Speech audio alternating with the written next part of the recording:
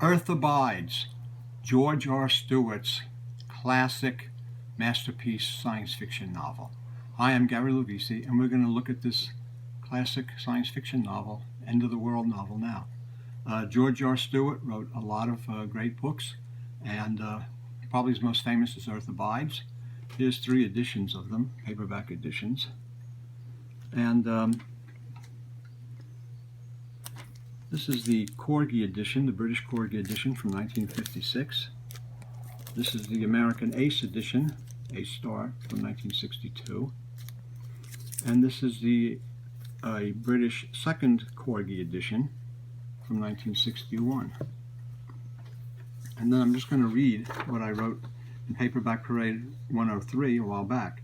The title of the book, Earth Abides, by George R. Stewart, who was from 1895 to 1980, is taken from a section in the Bible's Book of Ecclesiastes. Men go and come, but earth abides. And that simple axiom sets the mood and direction of this masterpiece of end-of-the-world post-apocalyptic fiction.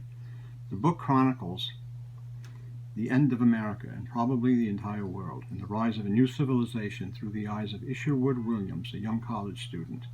Ish, as he is called, finds himself trapped and alone in the Northern California mountains when a deadly plague wipes out all of humanity. He comes down from the mountains weeks later to find his old world and America gone forever. Stewart then sets his young hero upon a harrowing quest to make sense of what has happened and eventually to try to rebuild civilization. Earth Abides is one of those science fiction novels that is never really thought of as real SF. There's good reason for that, since Stewart was not at all a science fiction writer, nor was he a member of the pulp science fiction ghetto. Stewart was a writer of national bestsellers, a professor, and a famed historian. But Stewart did often tackle the theme of disasters and their effects upon survivors in his novels. In Ordeal by Hunger, 1936, he tells the story of the ill-fated Donner Party. In Storm, 1941, and Fire, 1948, he takes on 2 natural disasters in which the fury of nature pulled down all the arrogance of the civilized society of man.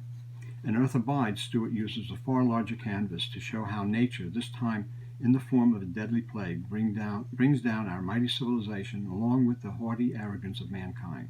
He shows this all through the eyes of his hero, Ish, who observes how man himself has brought down his own civilization. This is a novel about people, particularly Ish, the last American, and his struggle to find other sane survivors, form a new society, and keep the torch of knowledge and civilization burning brightly for his descendants. Ish has a tough struggle and obtains mixed results. I first read this novel about 25 years ago and enjoyed it very much, having fond memories of it. Upon rereading it for this article, I was surprised by how much of it I did not remember, particularly the bleak sadness Stewart incorporates into Ish's story. The book gives us a hero who is a loner, but also one who is a champion of civilization, a very civilized young man. Ish is from that era of great Americans. The book was written just after our victory against the Nazis in World War II, a time when people wanted to do the right things for the right reasons. Ish is one of those people, perhaps a bit too civilized for his new world, yet sometimes far less civilized than he wants to be in order to survive. Earth Abides was originally published in 1949 and was probably the first of the mid-20th century end-of-the-world post-apocalyptic themed popular novels of the era, a genre in which science fiction would soon offer up many classic novels. However, Stewart was first. Other novels would mine this vein, but all followed years after this one. And that includes books by Richard Matheson, such as I Am Legend, and the movies that were made from that book, such as The Last Man on Earth, and The Omega Man, and even Will Smith's I Am Legend remake in 2007, as well as George Romero's Night of the Living Dead. All of these were end-of-the-world novels. Heroes Walk by Robert Crane, Varnum's Freehold by Robert Heinlein in 1964, but all of them came out after George R. Stewart's Earth Abides.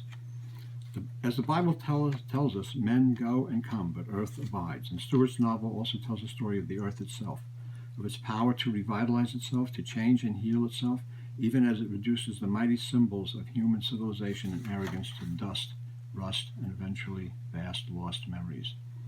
No less leading literary light than famed poet Carl Sandburg wrote of the book, "If I should be naming 5 novels out of the last 10 years most worthwhile, most worth reading.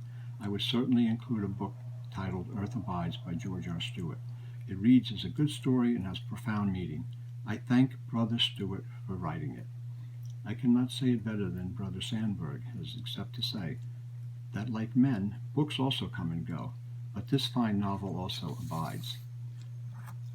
If you're a science fiction fan, you may not know the name of George R. Stewart, but he was a great writer, and among his many excellent novels, the classic cult one is Earth Abides. It is an amazing, amazing journey when you read this book. And I hope you enjoyed this look at a little different look at a special book that has special meaning for me, and that I think you'll enjoy. And if you did, give us a thumbs up and a like, and thanks for looking. See you next time.